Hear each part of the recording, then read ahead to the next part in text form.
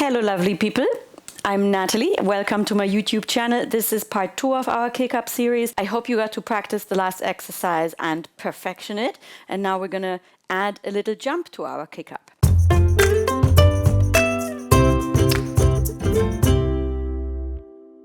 So let's just remind ourselves our goal is a kick-up smooth and predictable so that we can find our handstand balance here. That's our goal.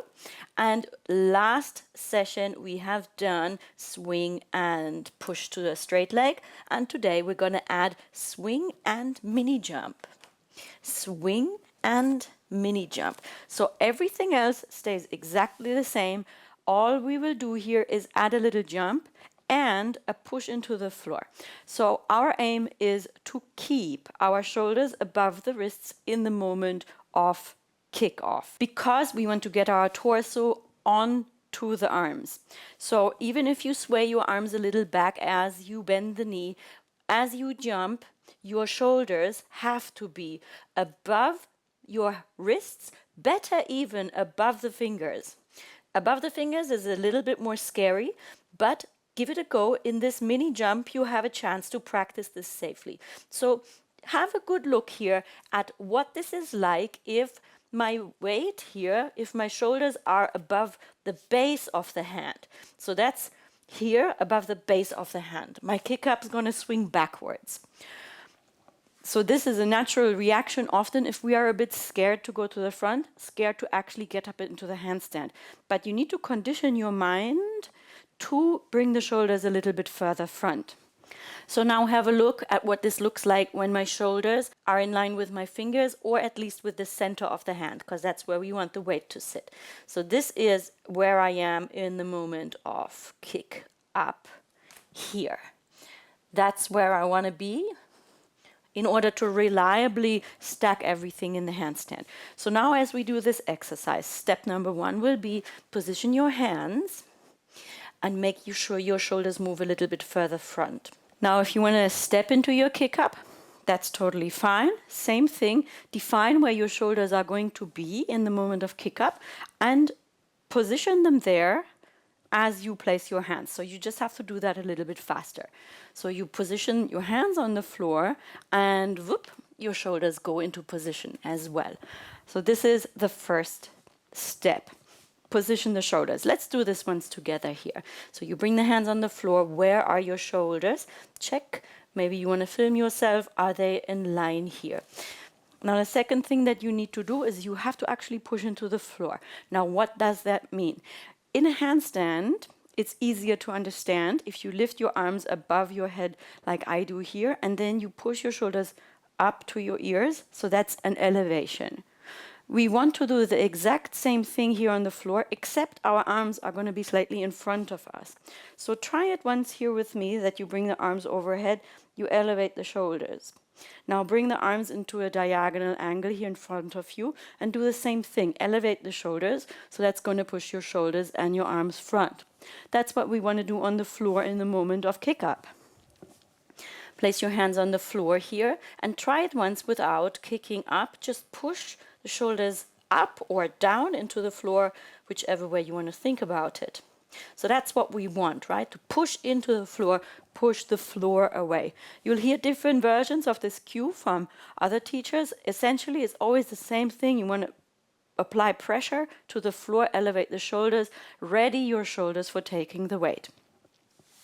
Now let's add swing and push off and jump and pushing into the floor. So again, we'll start here from the horizontal. And again, we're going to bring the leg down, bend the bottom leg, and then push off into a jump. Push off. And again, horizontal, leg down, and push off. Now let's add the shoulder push. Keep your shoulders here in line. Swing and jump and push. And swing and jump and push. And swing and jump and push. Okay, very good. So you see again, we're going to try and stick to our rhythm here. And this will be your key exercise for this week. Just this, swing, jump, and push. Swing, jump, and push. I'll point out popular mistakes popular mistake is to already bring the bottom leg up quite a lot or to bend it in an attempt to get a bit more momentum. But we are not looking at actually getting up there yet.